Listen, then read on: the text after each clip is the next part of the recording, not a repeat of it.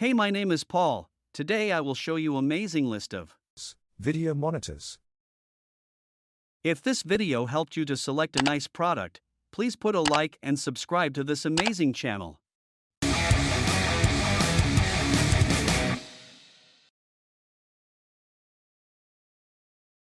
Now the other thing this has got that it's really cool is focus peaking. And it's got our menu items along the side here. And to access the ones that I've added to this camera, or I've added to the menu system, I just swipe over. And I'm going to go over here and I'm going to hit the focus peaking. I'm going to turn these off for now. So now I've got focus peaking on, and what you're going to see is anything that is in focus has got sort of a little red area around it. Particularly for video, but for photo as well, this allows you to get really accurate focus when you are using manual focus, and it is super powerful and a lot more powerful than the focus peaking that might be built into your camera, simply because you have a much bigger screen to work with. Another thing the Field Monitor has is a built-in histogram, so if I click on that, what you can see is the histogram in the camera is much bigger and it's actually taking up a fair bit of space. Another thing the Field Monitor has is a built-in histogram, so if I click on that, what you can see is the histogram in the camera is much bigger and it's actually taking up a fair bit of space. You're going to see my grid, so I can sort of use the rule of thirds, and you can use these things together. So I've got the grids turned on now. Now I'm going to turn on the histogram as well. So I've turned on the zebras as well. I might want to turn on the histogram. So I've turned on the histogram. So I've got the histogram going there in the bottom right corner. Click this. I'll go back to the main menu. I also, if I have audio coming out of my HDMI in my camera, I can also monitor this with headphones, and I've got control of the volume with the little switch here. Once again, our LUT loader is here, so we can use any of the LUTs that are in there or load new ones in.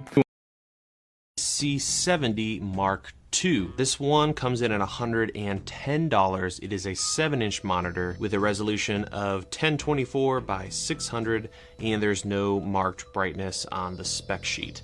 Let's go ahead and do a latency test. You can see it's pretty slow, which is unfortunate.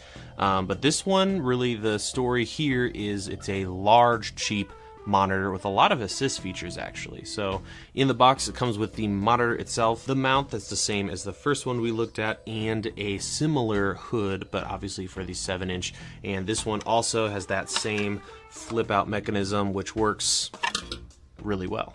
And then for power, we have a DC input jack and a battery plate, except now we're back to the proper Sony MPF battery, so that's great news. Another physical difference is there are 1/4-20s on all sides of the monitor, letting you mount it in several different ways. It comes with the monitor itself, the mount that's the same as the first one we looked at, mechanism, which works really well. Another physical difference is there are 1/4-20s on all sides of the monitor, letting you mount it in several different ways.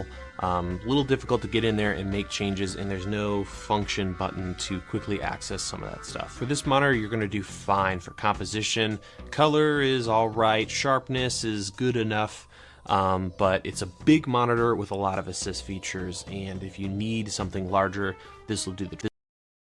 Hey, what's going on? This is Marcos. Today we'll be talking about my live stream setup. I'm talking about the ATEM Mini Pro. This is something I picked up a couple months ago, and recently I also got this ATEM 156 from SEETEC. This is a 15.6-inch monitor, which has simplified my live stream setup. Before, I was actually using live stream a band using this 5-inch Ninja 5, and I also have a 7-inch from OZ T7.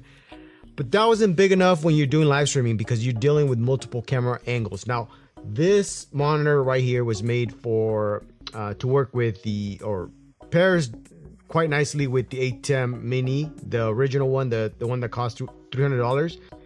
The menu, you can customize it. In here, the F1. This is by far my favorite. False colors. This is how I can gauge exposure. This is the RE false colors. You also have correctly. Okay, so I mean, I love the colors on it. I have no complaints about it. It looks nice and big, and it's easier to pull focus. Definitely multiple camera live streaming, you definitely need a bigger monitor. It's just easier to switch between all the different angles. If you have the ATEM Mini, definitely need something like this if you didn't spend the money on the ATEM Mini Pro or the ISO.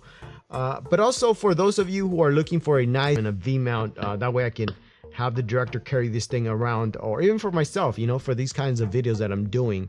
So I look forward to using it more in my productions. If you have any questions about it, maybe I forgot to touch on some points, I always do that.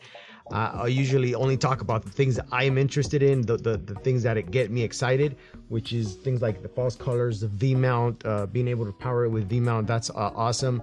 The colors are great.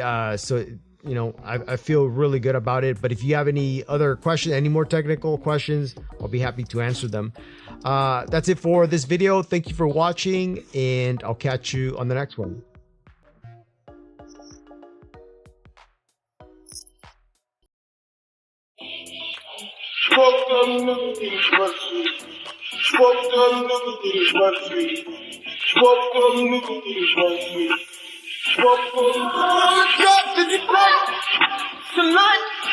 Tonight, I'm a dog, did you play?